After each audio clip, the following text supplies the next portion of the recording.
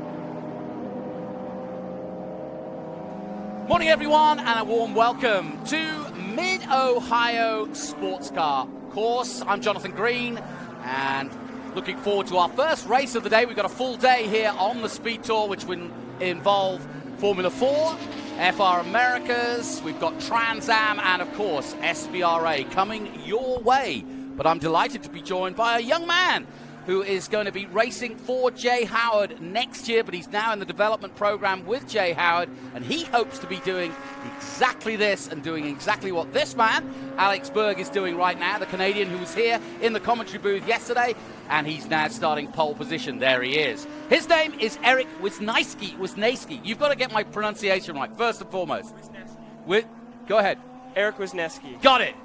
And Eric is in the Jay Howard development program. Tell us, first of all, what that is and why you're not here immediately this weekend.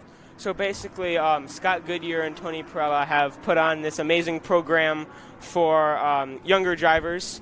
Yep. So ages like 14, because obviously you have to be 15 years old to be an F4. So drivers that are 14 years old can now compete in Formula Development, which is a series that, so you're instead of competing with the actual F4 guys, you'll be competing in SVRA events in Group 2. And so that's really great because it teaches you close battling, but also there's a high responsibility because those cars out there are irreplaceable. I mean, they're beautiful pieces of art, really. And so it teaches you to be a very respectful, responsible racer, but it also teaches you the ins and outs of racing. That's a very good point. Yeah, they are pieces of art. These are all Ligier chassis with Honda engines, a Honda Civic engine. And so Honda, big part of this championship. And you're looking basically at the future of American racing right here. And Matt Christensen, who had a big off yesterday, is definitely one of those future stars. And I've seen them all come up. I've been following Formula 4 and F4 Americas since it began, actually. And really, really pleased. And I saw that was an FIA delegate here today. The idea being that eventually you can move on, try to gain super license points, and hopefully, if you're very lucky and you keep going from 14 years onwards, you can get in and eventually make it all the way to potentially Formula 1 or even IndyCars. Where would you like to see yourself, let's say at 21? Oh, I'm not picky, so I'd take F1 or IndyCar. but I would love to get, make it a professional career in motorsport. So I'm just working my hardest and trying my best to work my way up through the ranks, and eventually make it to IndyCar F1 would be amazing. You know, I think that's a good attitude because I remember when I started doing commentary, all the guys would come in and say they wanted to be the next F1 driver, and that was a great focus. But I also think you've got to measure expectations. You know, there's only 21 cars on the grid, and at the Indy 500 there's 33. Mm-hmm. You know, when you think about how many people are trying each and every year, there's 30 on this grid, and then every year there's a new crop. So it's almost, I don't think there's another sport in the world where it is so hard to become a top athlete. It is, yeah. It's very exclusive. Only the best of the best can make it to the very top. So, you got to really try your hardest and, really push it beyond what you even think you can do to make it that far up. Everybody's got a story. This man's got a great story. Andre Castro, he was pole position yesterday, but finished on the podium. But this is his first weekend of racing in this series. He's actually been looked after by a two-time Indy champion in Al Unser Jr., who's going to be with us next in a few hours' time when we do the Trans Am show. Looking forward to that. But some great stories along, along the paddock. Tell us your story. You're from Michigan originally. How did you get involved, or how did you get interested in racing? So I actually went to my first race ever in 2016. I went to the Detroit Grand Prix in Belle Isle for the IndyCar race. And I actually went to the Trans Am paddock, and we met Rafa Miatas and Doug Peterson of Three Dimensional. And they actually talked me into getting into racing because I wanted to be a race car driver, but I didn't really know how to. And so they told me to get into karting and stuff. So it took a couple of years of convincing from my mom, but we eventually were able to get into racing. There's not a ton of karting opportunities in Michigan, so what we did Bandolero racing, which is basically an oval kart. So we raced in Bandoleros for a couple of years, and just last year we won the national championship. So, and there's only one road course I've ever done in Bandoleros, and I loved it. I won like this mini road racing championship, and I loved it so much. I'm like, I got to get into road racing. So a couple of months ago, I did the Lucas Oil School of Racing. Yep. And I just kind of like figuring out how to drive a Formula car, really. And so we did that, got my SECA Pro license, and then we just kind of found Jay Howard, and we did a couple of tests in February, and now I'm here. It's funny, as you know, Jay Howard is an Englishman like myself, and I used to follow his career because he always used to do one-off rides at the Indy 500. Yes. And he was always like sort of lastminute.com, getting the money together and going racing. And, of course, now he's putting his money back and his expertise back into running the Jay Howard Development Program. And I think that's a really good fit for him. He didn't have the wherewithal to keep going in Indy, and now he's putting it back into the junior series. And he's a great guy to be around. He knows what he's doing, and he's got a lot of experience. Great guy to be around. Yeah, he's a perfect coach, and yeah, he's just the best. I mean, he's great at kind of developing us young drivers into something very special. So, yeah, it's a great experience to be part of the Jay Howard driver development. As we look down this grid, who do you know? Who do you talk to? Obviously, you know the Jay Howard drivers, but who's a friend of yours or who's helped you and helping you learn? I'm kind of a shy guy, so I don't. No, you're not. I don't believe that. I haven't talked to a lot of them, but I mean, I kind of stay with the Jay Howard guys yet. But I mean, I want to kind of meet some of the drivers out here. I mean, yeah, they all seem like a lot of fun, and they all seem like good guys. So, and girls too. So. Yep. Yeah, we've got two girls out there today, and always good to see. I spoke to both of them earlier, 119, 117. So we've got ages from 15 to, 26 when it comes to Raoul Hyman in FR this weekend. So everybody at that spectrum of learning and still sort of making their way in the world of racing. And looking forward to this weekend. A little bit different than yesterday. What did you learn yesterday? Because it was a bright, sunny day, and tell me what you do when you're watching, because you're also racing, aren't you? Yes, yesterday I competed in Group 2 in SVRA. Started second place. I was racing against like Formula B cars, which are very fast. They have tons of power. So I got kind of gapped in the start, and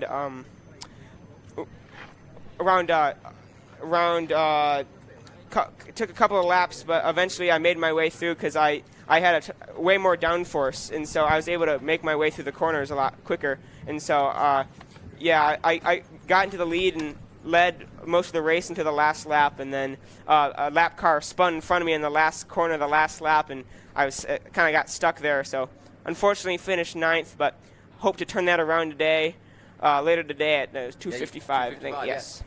And so are you racing in one of these cars? Yes, okay. I'm racing in the number 5 F4 car for Jay Howard Driver Development, and I'm racing basically against these pieces of art on the track. I mean, these cars are almost irreplaceable out here, and they're beautiful. And one of my favorite things especially about the Formula Bs, is that when you're driving behind them, they don't have an engine cover, so you can see all the parts working, and you almost get distracted, like, oh, there's my corner, because I love it. You're just like focusing on because you can see the gear changes, you can see the power being delivered to the wheels, and it's really cool.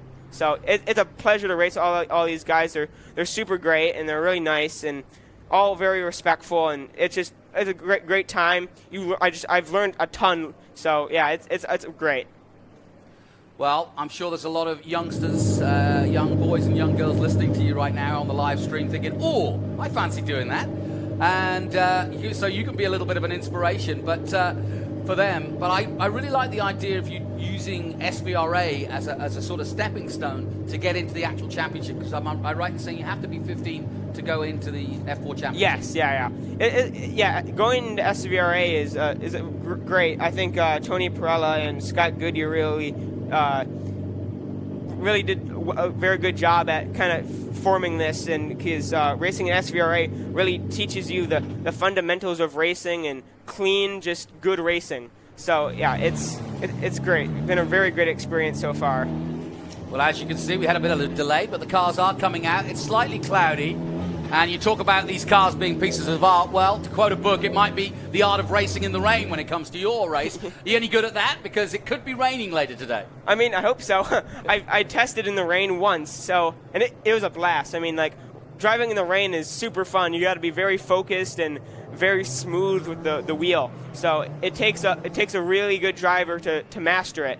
So, I mean, if it rains today, in the F4 race, it's looking a little overcast today, but I mean, we might see some amazing racing out here with the I love it rain. when I tell you, because I always love the rain because it's a leveler on setup, because it really doesn't matter what setup you've got. Yeah, a great equalizer. Exactly. And then it becomes that sort of, well, who's got the real skill to control all that horsepower? Because again, that's negated because you don't need all the horsepower, so it's not a matter of ultimate power. And it really is much more a case of being how gentle can you be? It's like ice skating at that point. You're on a knife edge. It's a mix of being gentle but fast at the same time. It's a very thin line you got to be right on. And so when you can do it right, it's amazing. Well, we're going to get into the racing in a minute, but last question to you, because like I said, there's probably a lot of little guys out there listening to you. Have you done sim work? Is that how you get started, computer games and so on? Yeah, sim racing is a great start because it kind of sim racing really kind of teaches you kind of how to control a car. I mean, obviously there's less risk on a sim, but it's good because you can just go out there and learn how to drive.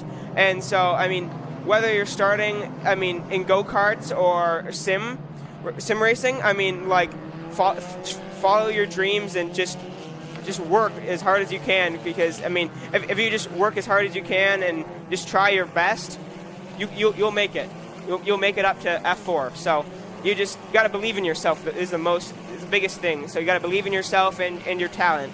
And so, but yeah, if there's anybody out there, karting or sim racing, is an amazing start to get into this. And if anybody's interested in following your career, you mentioned the car number. Have you got social media? Or? Yes, I'm the number 5 car for JR Driver Development. You can follow me on Instagram at Eric Wisniewski _25 and Facebook at Eric Wisniewski Racing. So you can kind of follow my road to Indy, so to speak. And what about sponsors? How do you go about that? Because at 14, I would have thought it's hard to go, put your suit on and go around to all the offices and get meetings. It is very hard, but thankfully I've met some great people. People at Southside Auto Sales and Remax Commercial Group have really helped me progress through.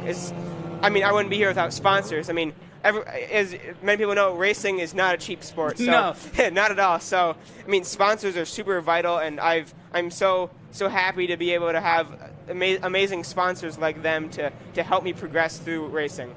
Well, we're about to get away with race 2 from Mid-Ohio. This is round 8 of the series. They've already been to NOLA, and they've already been to Road America. But this, the second race of the weekend, and a very lucky Alex Berg on pole position. I had the privilege of chatting just like I did with you yesterday, getting to know him. And he, too, like yourself, is an up-and-coming star.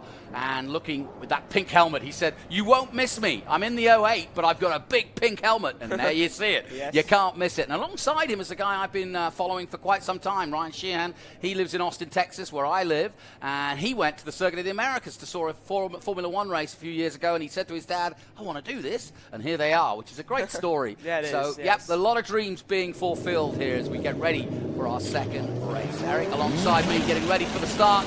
Here we go then. Race 2 from Mid-Ohio. Away they go. A little bit of wheel spin, but a good start from our pole man, Alex Berg, looking in the mirrors, making sure that Ryan Sheehan doesn't get a jump on him, and he does get away well. Nicely done. Morris has got a good start too as they head down to the big machine. Vodka Spike Cooler's keyhole for the first time. It is Alex Berg of Canada that leads the way. Be interesting to see how long Alex Berg can hold this off. He's got a lot of hard-charging field behind him, so it'd be really cool to see if he can hold him, how long he can hold him off, or maybe he can hold him off to the end. But looks like he's got some charging Ryan Sheehan. Yeah, Sheehan's already alongside him. Now, Sheehan might try something really special here, which is to go around the outside at 4, because I noticed it's quite cambered there. You can try it, but now look at this, a three-way battle for the lead. Sheehan doing exactly what I thought he might do, but he hasn't pulled it off. Berg's closed the door on him, and Sheehan will have to fight again as they come through 5, down the hill again, and through the S's for the first time. Really good start. Nice stuff. Already 23 minutes, and so far a clean start to this one. Berg of Canada leading then from Ryan Sheehan of Austin, Texas.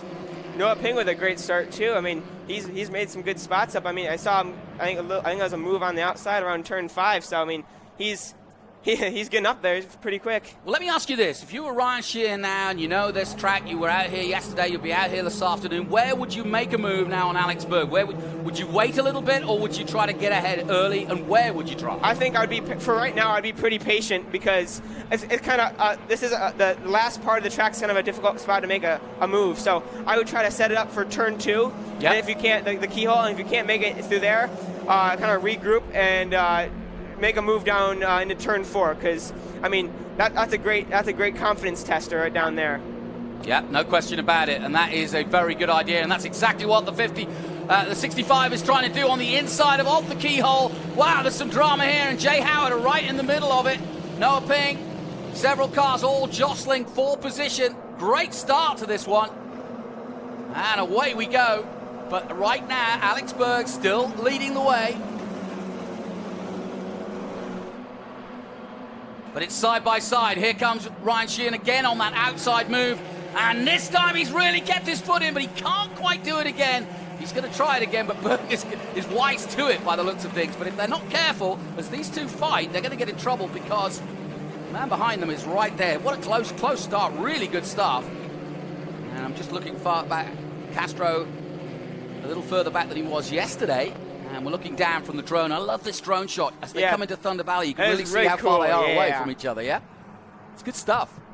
So who are you rooting for? Who's your guy? I mean, I'm always cheering for my boys, Jay Howard Driver Development. Yeah. But it looks like Lockie Hughes has made some spots up, so... Well, he needs to. Yeah, He's the championship leader, and he had a rotten day yesterday, so I'm hoping he does better today. Yeah, that'd be great, because, I mean, I think the top 3 are only separated by a couple of points, so, I mean, he's really got to make some moves up here in the front to keep that championship lead.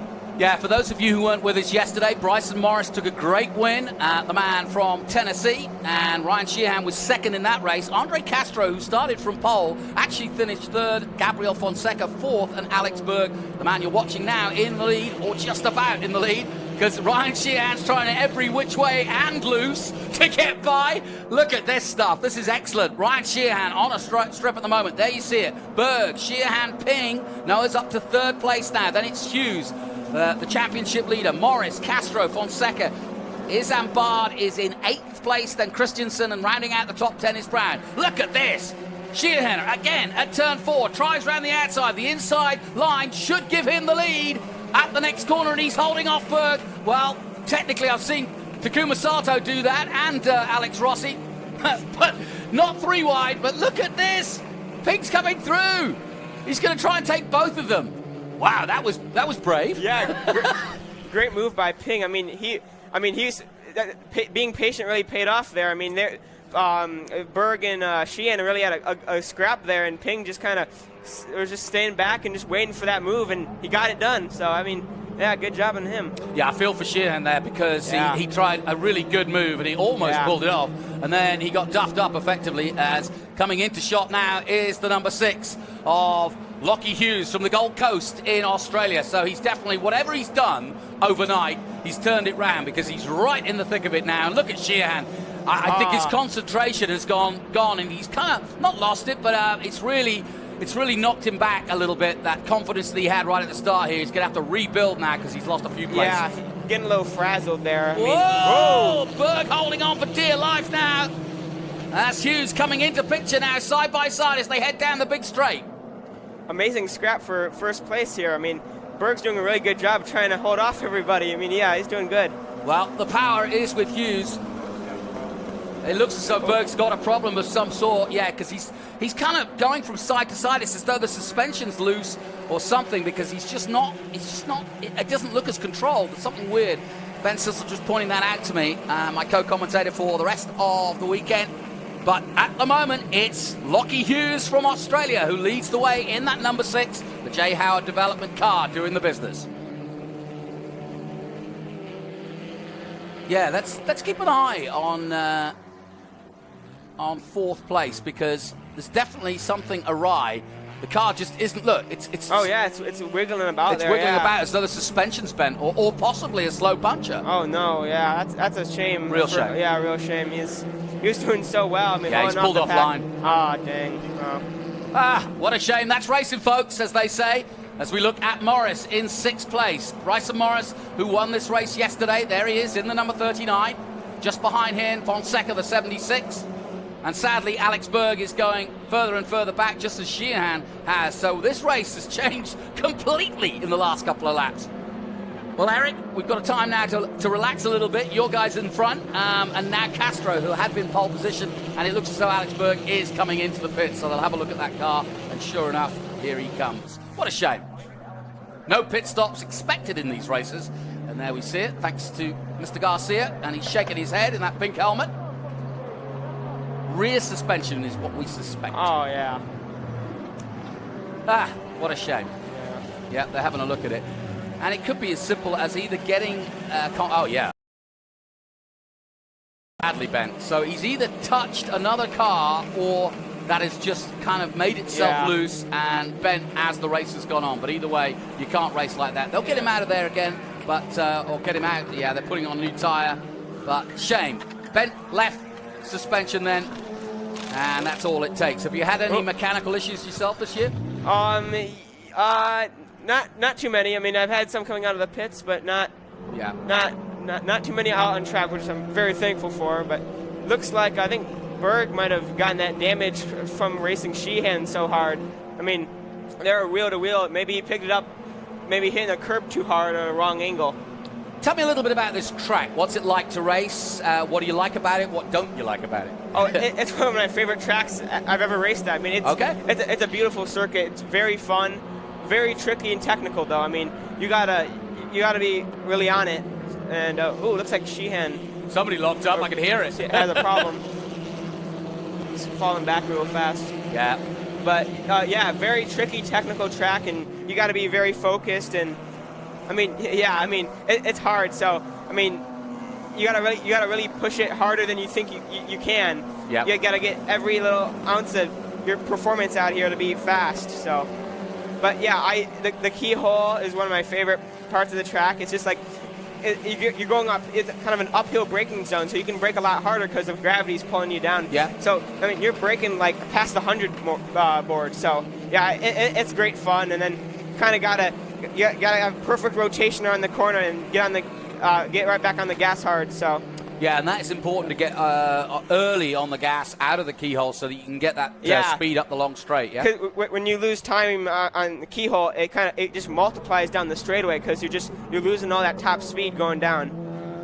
All right. Well, we're getting into the nitty gritty. The man who was pole yesterday and on the podium is coming through the ranks. Castro, and he's third again. There he is in that number 8, but he's got a lot of pressure from yesterday's winner, and that's Bryson Morris. And in the championship, it's pretty darn close in the championship at the moment, because at the start of this weekend, there was not a lot between those fighting for the championship. Overall, Lockie Hughes was leading by 95 points. Matt Christiansen, who crashed yesterday, he needs some points.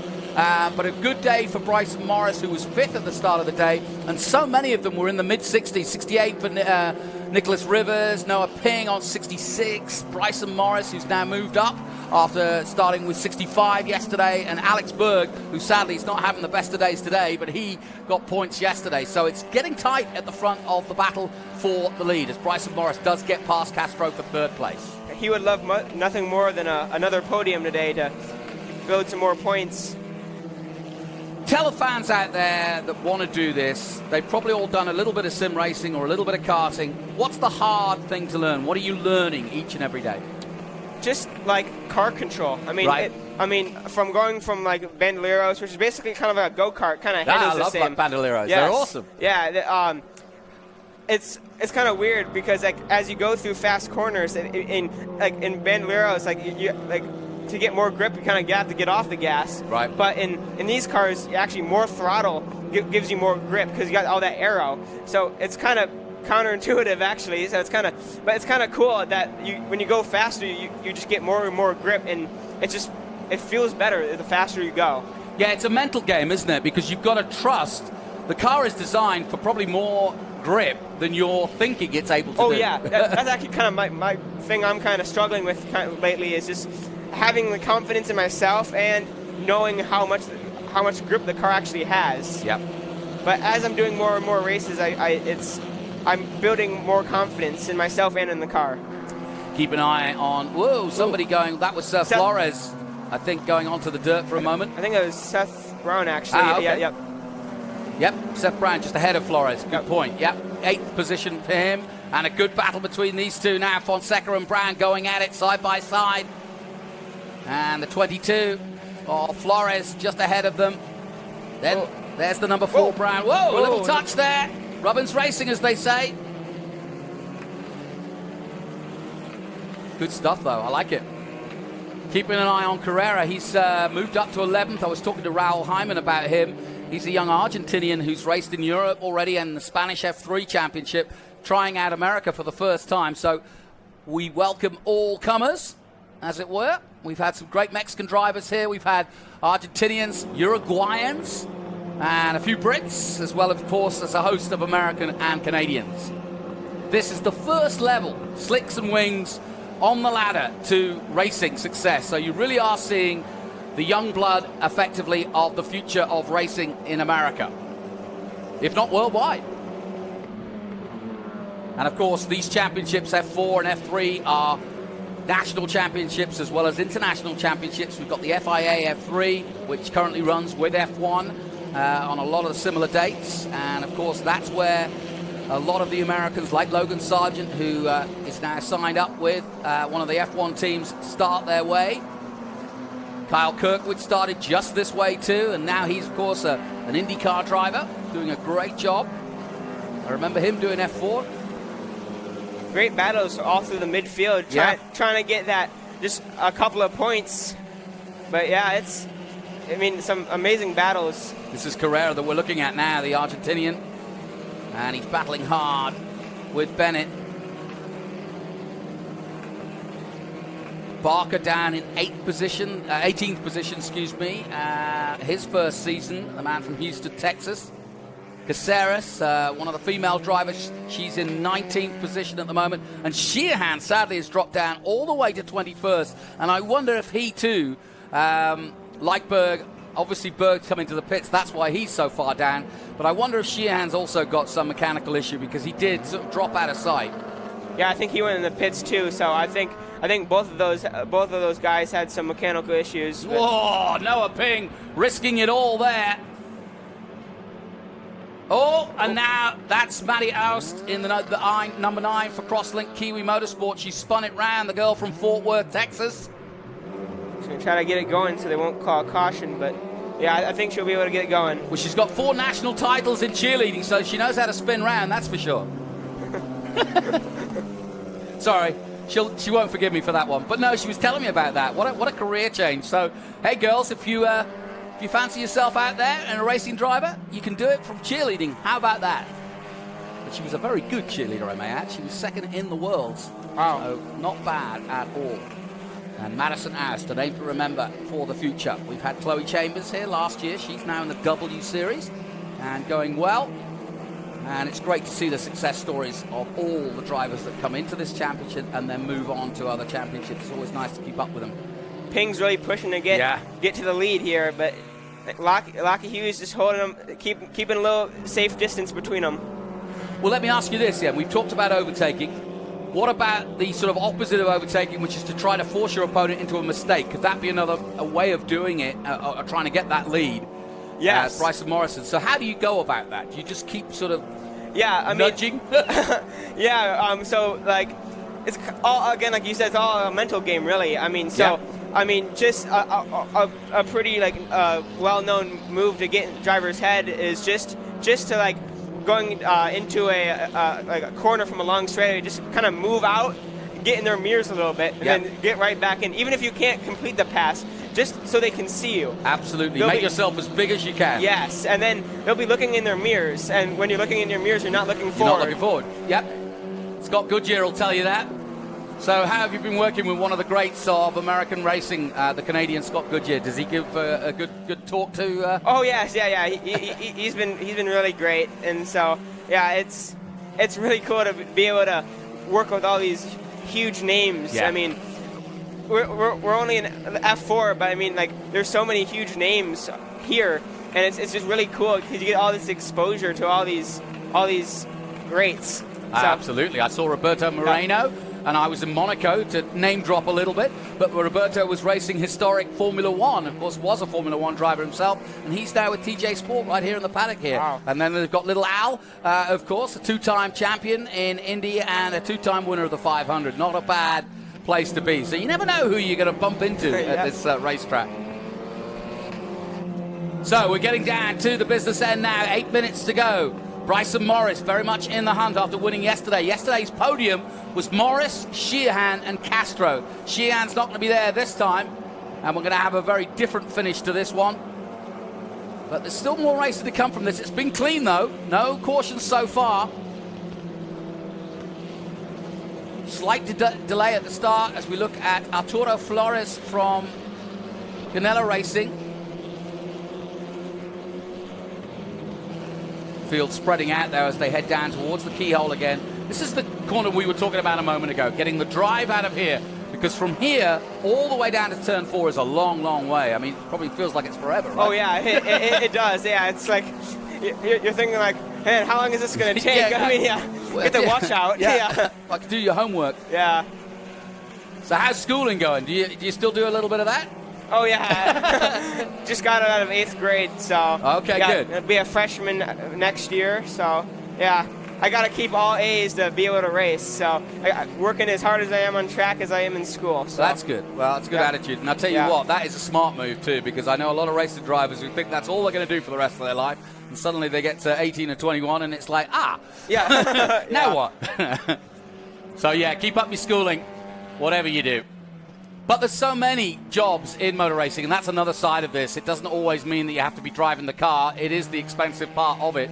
But there's a whole career, there's a whole industry, and a really good fraternity in motor racing that is well worth being a part of. So if you're interested, you don't have to be the racing driver. You can be a mechanic, you can be an engineer, you can be a data acquisition man, you can even be a mechanic. There's plenty of jobs available. So car 22, Arturo Flores, at the moment, holding off the number 4 of Seth Brown. Seth Brown, yeah. Seth Brown from San Diego, California, another J. Howard development. So do you go to the debriefs that they do as well as your own? Yeah, so I go to their debriefs, and I have debriefs as well.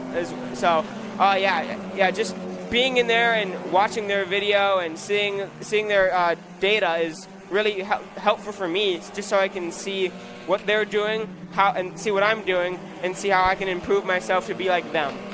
And how hard is learning the data? Because that is a big part of modern day racing now. Yeah. It's got nothing to do with actually driving a car fast. It's all about analyzing. Yep. Yeah, you got to be well at analyzing, and it's nice because we go through it and we replay stuff, and just so we can get a good understanding of what's happening and how we can fix it and improve. Okay. And is your engineer working on this series as well? Is he working with one of the guys out there? Yeah. Who's that? Taylor. My engineer's name is Taylor. Which car's is he working on now? I think he's like, I think he's just like there to for extra help. Yep. So here's the battle for the lead, Hughes and Ping. Hughes, the championship leader, leading the way, but he's not done it yet. Ping, as you can hear them locking up the wheels coming into the keyhole. Ping putting really good pressure on him. Morris, who won yesterday, still in 3rd place. Then Christensen, who really needs the points. He's got ahead of Castro. Flores, who've been watching, in 6th place. Then Brown, Fonseca. Isambard is in 9th position. Then Bennett rounds out the top 10. Pretty impressive that VRD got that Christensen's car back together. Yeah. I mean, that was a pretty nasty Did you ever find out what happened to that? Did you hear? I think he, there's something in the keyhole. Might have lost. I think maybe lost control. Okay. Coming in the keyhole. Well, it was a big crash yesterday. Yeah. That brought out the red flag. We had to stop proceedings while Christensen And as you say, they've done a lot of work to get that car back in action. Yeah, doing a good job, P4. It's pretty good. Very good indeed. And here is car number 21, and that's Caceres, the 19-year-old from Uruguay. She's about to go study chemical engineering in Barcelona, she was telling me. And her father, in fact, is involved in the Formula E because she's from Punta del Este in Uruguay. And that's, I don't know if you've seen any Formula E, but that's one of the best races in the Formula E Championship. So it's great to have them on board.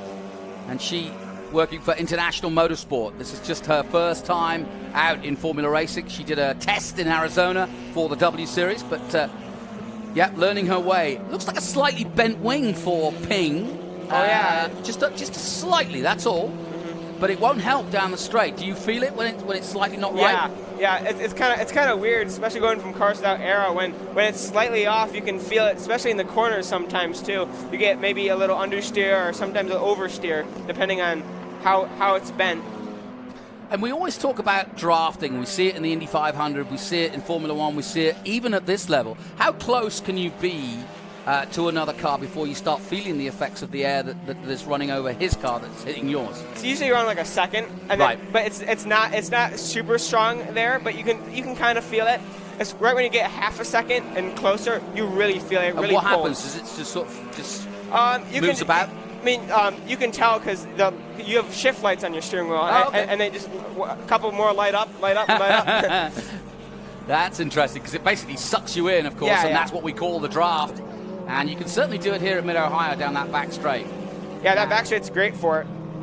Lockie Hughes looking for a victory here, and he certainly grabbed this race by the tail for sure because since he got the lead and he made an audacious move to get it, just to remember, it was Ryan Sheehan who was going for the lead on Alex Berg, and out of nowhere, Hughes popped in and did a great maneuver on both of them to take a position. And now Ping struggling a little bit perhaps with that wing, but it isn't showing in terms of overall speed anyway, because he's stuck with Hughes. And at the moment, with 2 minutes to go, we're waiting to see that white flag, see if it comes out next time. But we're getting down to a point now where Hughes should be feeling relaxed, but this is the worst time, isn't it? Yes, it is. Because you start thinking, oh, I'm getting close to the check. What shall I say? When Ben Sissel comes up to me, what shall I say? Yeah, that could be a death knell. You don't want to do that. Yeah, you always got to keep focus, even when you can almost feel the wind coming. You always got to keep 100% focused and just continue to hit your marks. Out goes the number 2. That's Wessling. Now he was involved in an incident yesterday too because one of the J had. No, he's stuck. Very frustrating. 4 wide into the keyhole. Here we go. Here's what happened. He goes into the keyhole. He's behind 3 cars. Now what happens here? Does he touch? He just got on. I think he might. I'm not a racing driver. He looks as though he got on the power a little too early. Yep. And he was on the inside. Yeah, a little too much wheel into it and got on the power a little too hard, a little too quick. So. Well, he's stuck it now, and there's the checkered flag. So, yeah, that's going to end it there. But that's going to be a great win for Lockie Hughes, and pretty appropriate that I've got Eric. I'm going to say it again, Wisniewski. Correct. Whoa! Remember the name. He drives the number 5. He'll be in action in SVRA later today. I'll get your thoughts. What do you thought? Your guy won. I mean, that's awesome. I mean, congrats to Lockie. I mean, he did a great race. Just you know him? Do you speak to him? Yeah. We're good friends. Yeah, he kept a good distance between him and Ping, a good safe distance, and yeah, he made a really good surprise move out of there. Everybody in the midst of chaos, he made a really good move. So, yeah, a pretty positive day for JR Driver Development. I think that's double points. I think Seth got points as well too. Really good points. Yeah. And then they'll have one more point-scoring race later today. We'll be with you for that one, so stay tuned on the live stream if you want to catch that. We've also got FR action, but delighted to have 14-year-old Eric Wisniewski with me, a future star here of America, hailing out of Michigan. He's already been a star in Bandoleros. He's now doing the Junior Development Series for Jay Howard, and will be on this grid in F4 next season, working with Jay Howard and the team to see if he can become the next Kyle Kirkwood, the next Dakota Dickerson, the next champion of F4. Thank you so much for having me. This Absolutely, is a blast. my friend. Great to be part of what Thank you're doing, you. and Yes. great to meet you. Let's just quickly check out on the results then. Jay Howard, driver development with Lockie Hughes of Australia, wins ahead of Noah Ping and the Velocity Racing Development team. Dan Mitchell will be pleased. Bryson Morris is third with Crosslink Kiwi Motorsports, so he scored good points this weekend. Matt Christensen gets fourth after a disaster yesterday. Andre Castro, pole yesterday, on the podium, but fifth today for Future Star Racing. Arturo Flores of Mexico in sixth place. Seth Brown seventh. Gabriel Fonseca in eighth position for Crosslink. Carl Bennett ninth. Alan Islam. I always get his name wrong. Isambard. It's not an easy name, that one. 10 for International Motorsports. That's the top 10 for the Formula 4 Race 2, Round 8 of the series. My thanks to Eric Wisniewski, and we wish you well this afternoon. Thank you very much. And we wish you well in the future.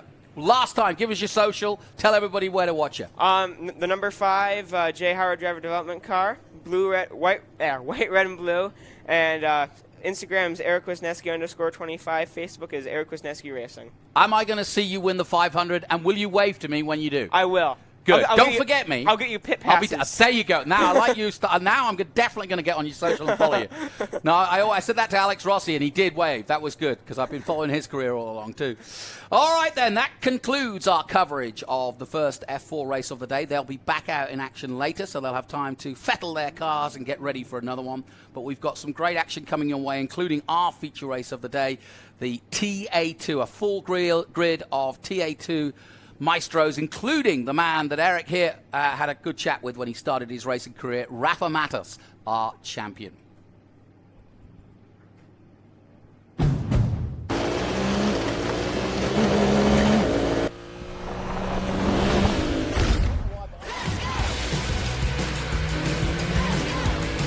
Everything in our garage is inspired by our racing spirit. Race in for a great deal on the Honda CR-V. Only at the Honda Dream Garage Spring Event. Good. Yeah, thank you. That's And you know what? It'll be on the. You'll be able to see it on YouTube. Go ahead. I've got it now. I've turned it up a bit. Okay. Are you going to do this again with us? I hope so. Yeah, Very welcome. Thank you very much. And, Yeah. and likewise, SVRA, if your car's not running or something, and we got your race, I'll come and join me and Ben. You know Ben, right? Or you can watch a little bit if you want. This is my favorite group coming up right now. There you go. Yeah. But we're not. Come in any time. Tell us what you're up to, and even if you're not doing commentary, just tell us.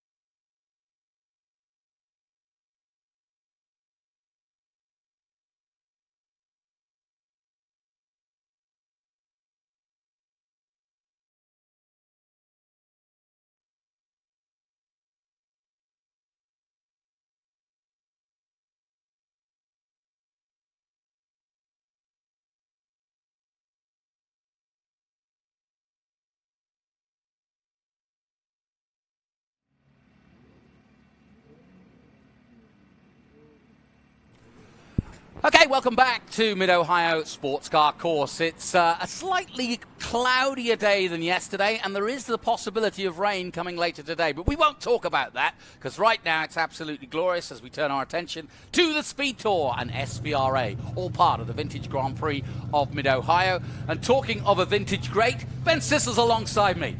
I don't mean you personally. No, I'm getting pretty vintage. Lots of comments on my gray hair. But this is my favorite vintage group, the small bore, lots of British cars as we're seeing there with Malcolm Ross and that 65 Lotus 23B. There's that Bobsy. He was back with us last year. That's a 1976 of Robert Baxter.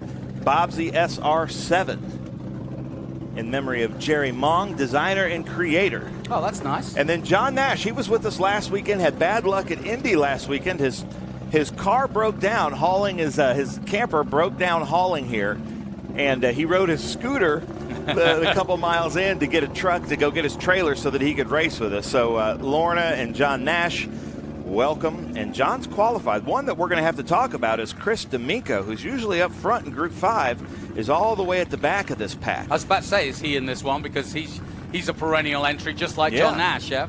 David Bauman, there he is in that 2021 Spec Racer Ford. This is a mixed group, and now we come back to our production cars, more production cars. Not that a Lotus 23 or a Lotus 7 isn't. That's Nicholas Clemens in that 8-ball, Porsche 356B Roadster. Then James Shart in this Chevrolet Yanko Stinger. James is very fast in that compared to these Porsches and Miatas. Huge car, but it's also rear-engine Corvair. Very fast in these Corvairs. Here with Forgeline, one of our great sponsors.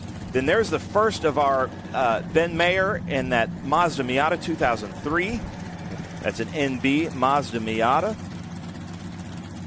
And we've got a great grid. Now you can see back there at back left of the grid are the Formula Vs. They will do a self-mandated split start. It's their first time here at Mid-Ohio. Elliot O'Barron is first in the Formula Bs. Hunter Barron, Chris Somerville, and John Carter. Unfortunately, Elliot Barron is not in there. Then there's that beautiful Sunbeam Alpine. Brad Babb. That is nice, isn't it? Yeah, I love those cars. So they're pulling out onto grid here. And like you mentioned, Jonathan, it's just a little bit overcast, which should make for better driving conditions for the drivers. And then look for the cars like the Miatas. If they work together in a group, Miatas work really well in the draft, they could move up.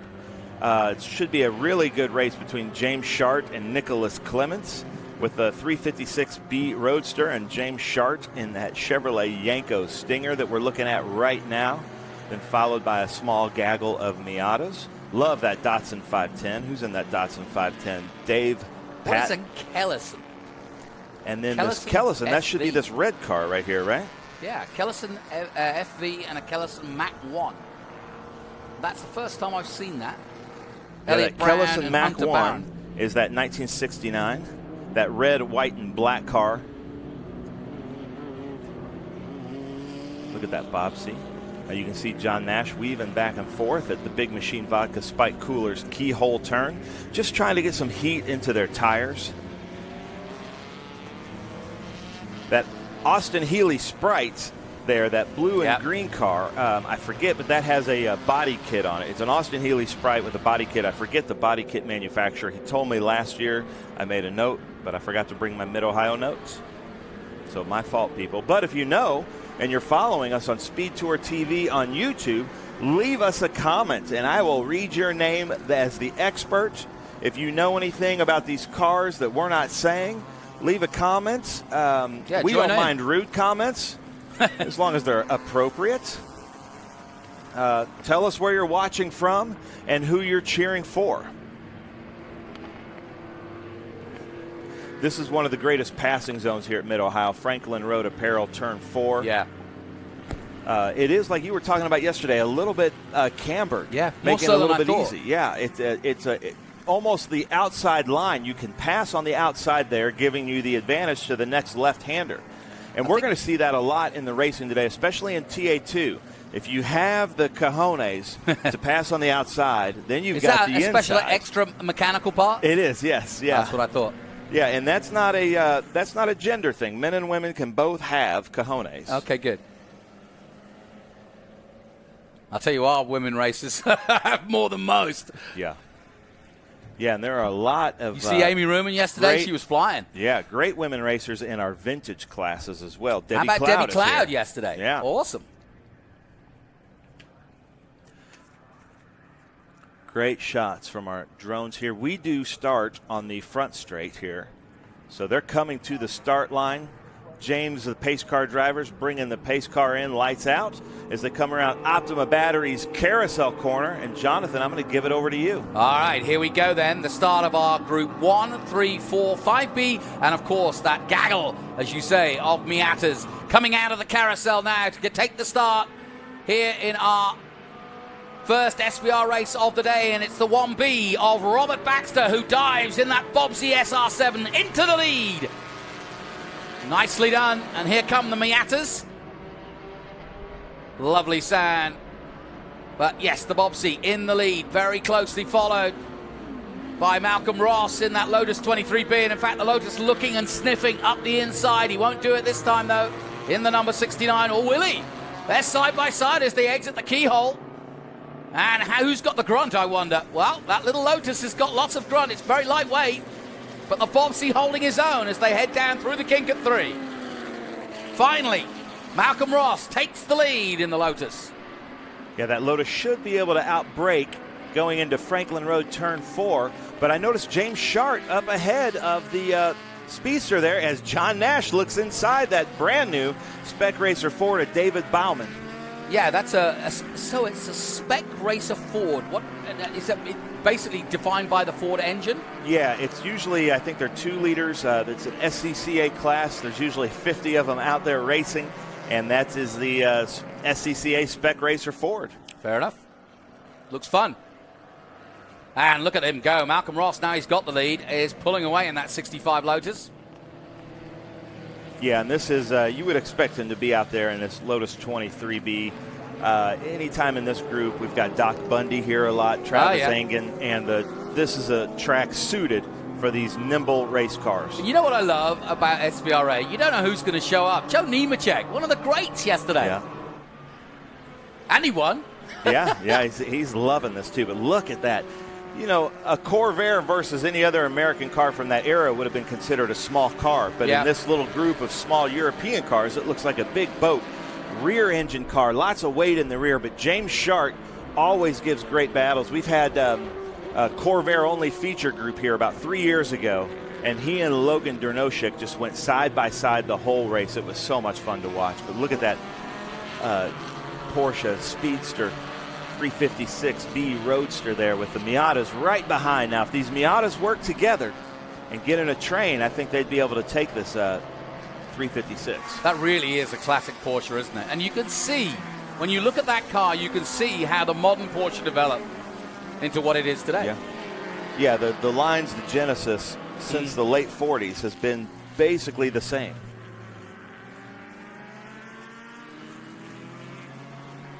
That's the 67 there of Ben Mayer. This 2003 NB Miata. Looks like he's maybe able to outbrake, but that 356 might have a little bit more high-end grunt. Yeah. So the Miata might be a little bit more nimble through now what we're calling the twisty bits. Yep. So down through Thunder Hill from the drone, you can see the gaps between the cars nicely, and there's definitely going to be a pass on that Porsche potentially from the Miata very soon. But there you have confirmation. Ross, Baxter, Nash, Bauman. Then in 5th, it's Shard, who we were looking at. And then Clements, Mayer, Schomer, Madison. D'Antonio in 10th position. That's Brian Schaumer there in that NA 1992 Mazda Miata. But Jonathan, we have Jan Echterman joining us from Germany and Tanker 10 from Texas already this morning. Well, you know, talking to Texas, I just noticed that the car number 70, I don't know if we'll see him, but that's Austin Wayne Self, and I just happen to know him because his father owned a track right outside near my parents' house, just outside Austin, and he is a NASCAR guy, and I wonder if he's here basically getting a little bit of extra practice. He is, yeah. He's with the Nitro Motorsports. That's right. Up there with Brent Cruz, and they're just getting practice for the the truck races that are going to be coming here. There you go. Clever stuff. And I think everybody asks me, especially our Group 6, Group 10 drivers, where should I go? How do I get faster? And my answer is always spend a season in a Miata. Yeah. Because if you can drive high muscle cars with momentum, you're going to be a second a lap faster. And I'm sure that's what Self is doing here. Yeah, I think you're absolutely right. Well, he's certainly on the road to NASCAR for sure. Just a youngster in the Truck Series at the moment, and came all the way through the NASA and the K&N Series, and now going all the way through to Truck Series in Xfinity, he hopes. 338, that's Justin D'Antonio in the Mazda Miata, that a 1990. It doesn't matter what year your Miata is it? Does it? They all look the same.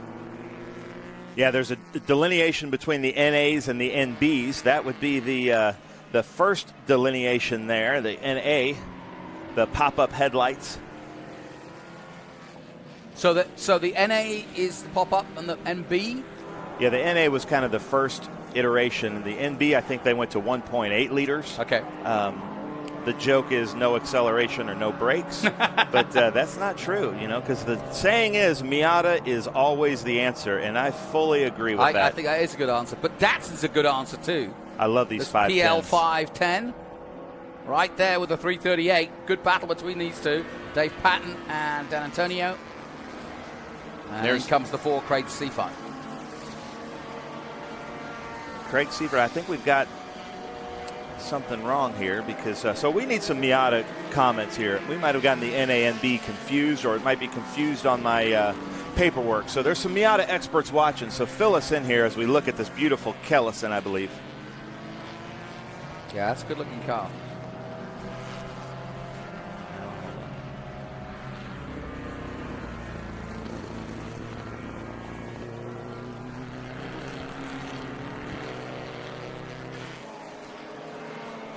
Yeah, Dan Antonio in that. No, I'm looking at 12. Let me think about who that was. That's Paul Gelpi. Ah, okay. But I don't have him on my sheet. Yeah, no, I was just thinking the same thing. And that's not the Kellison. I was going up and down, going, where on earth is he? Yeah, he's not on our sheet. But a beautiful car. Well, we better get more progressed because the boss has just walked in. So and he's leave also a brought comment. a legend with us, so that's good. I'm sure there are people out there in YouTube land that can tell us what kind of car this is, this number 12 that we're looking at. You could ask Tony Pirelli. Because it's not on our sheet. Tony says it's a red car. Do you know what kind of car it is? I don't know. So it could be another. There's a Bobsy leading at the moment with rare to have Malcolm two Ross. Bobsys in the race. No, the Lotus is leading. Toy Ferrari, I like that. Ross Jr. says Nash. a toy Ferrari. We'll go with that. Yeah. I'll take Little Al's just come up with a toy Ferrari. I like that. We'll go with that. So a beautiful day here. We are potentially expecting rain later in the day. We've got Trans Am coming up, plenty of SVRA, and of course the latest addition to the Pirelli Foundation is of course FR and F4. We just saw a good example of F4, great racing in that. The youngsters doing it. And we've got a fair few youngsters in this as well. Our friend Dave Foreman from Austin, Texas. There you go. Just said the Kellisons are FVs. Dave Foreman is one of our grid marshals when we go to COTA. Yeah. And here's that Austin Healey Sprite. Dave Foreman might be able to tell us what kind of body kit that is on the front of that. By the way, that little interruption was Tony Pirelli and Al Unser Jr. Like I said, you never know who's going to show up to an event, and Al is here. He's going to come and do some commentary with us for Trans Am, so we are honored and delighted to welcome him to the Trans Am series. He's not done Trans Am, I don't think, but he's done pretty much everything else. IROC champion, IndyCar champion, you name it. Look at this, two Barons going at it. Elliott O and Hunter Barron, and this is not unlike them. And they are red them. Barons. Yeah, that's true. There you go. They're always racing this close. Now, Elliott, the father, is not out there, but look at this draft. Now, look for Hunter to duck out or in here, coming into Franklin Road Apparel Turn 4. Two really good racers. They race in CVAR, Corinthians Vintage Auto Racing out of Texas, but they were with us at Indy last weekend, and they're here at Mid-Ohio. Mid-Ohio, I think, is a great Formula V track, but look at them running up. So Hunter. Yeah, those are the Kellisons I was asking about. That one is a Kellison FV, and the other is a Kellison Mach 1. Both from the 60s. The Kellison FV is 63, and the Mach 1 69. Here's that Alpine. Yeah, he looks as though he's having a nice Sunday jaunt, doesn't he? It's Brad Babb. Beautiful Sunbeam Alpine. To me, they have kind of the look of the Ford Thunderbirds from that day. Yeah. So anybody know Paul Gelpi, F4M red, white, Bobsy SR23. So Tony Pirelli was right. There you go. Check it out. You can't mess with the boss. He should know.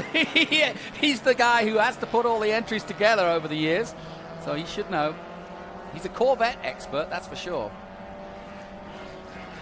I love the front end of that car, though. Yeah, it looks nice, doesn't it? So Al Unser Jr. calls it a toy Ferrari. Well, it's not a bad, Bobsy. it's not bad, far from the truth, that. With the front of it. Looks a little Ferrari-esque, 60s Ferrari, perhaps. So Alan Harris, thank you for your expertise. Yes. Because it's tough to be an expert in all these different car classes. Well, what, and, 500 entries? Yeah. And something like that we've on got, occasion? But usually we have a bunch of experts watching it with us. Yeah, so I love which is good. Well, let's enjoy it together. That's the whole point of this. And we know Dave Foreman knows his cars, but here's that Bobsy again. It looks like it passed for the lead. Yep, the one. And it's for sale. Ah, well, there you go. Robert Baxter. Is he selling this particular one? I believe so. 1976 Bobsy SR7, if you're interested. So if you want to buy a race-leading car, reach out to Robert Baxter. And in 1976, Bobsy SR7. There's your second place, Malcolm Ross in the 65 Lotus 23B. Lost a little bit of ground since the start of this one. But here on the final lap, we'll take the podium.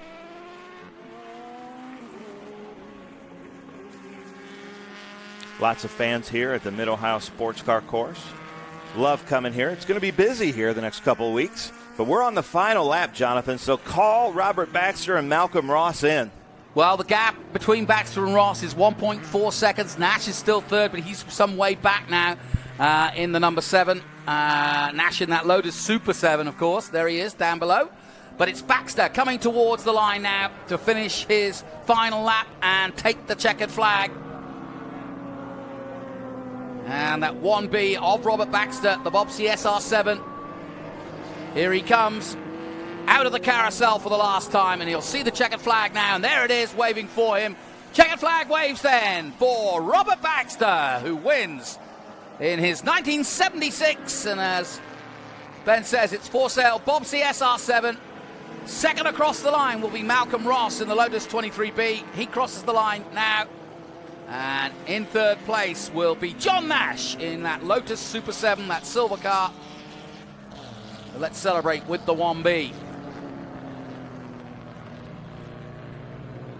And a little further down, Bauman, Sharp, Clements, Mayer, Schomer in the 211. That beautiful Mazda Miata prepared car. Didn't get to see the Alfa Romeo Giulietta.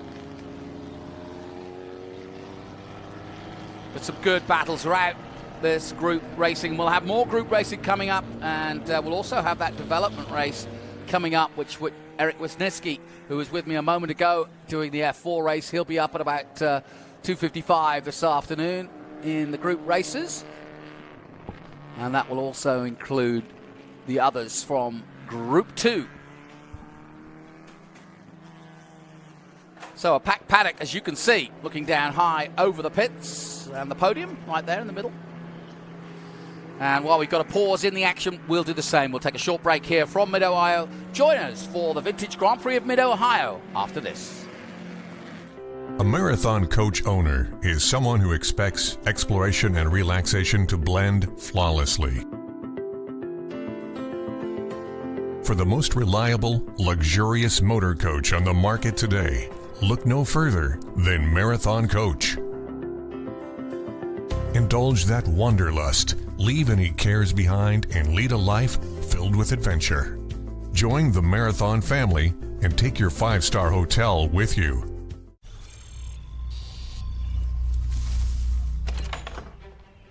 Yes. Hon, the WeatherTech's here. WeatherTech is the ultimate protection for your vehicle. Laser measured floor liners, no drill mud flaps, cargo liner, bump step, seat protector, and cup phone. What about my car? WeatherTech.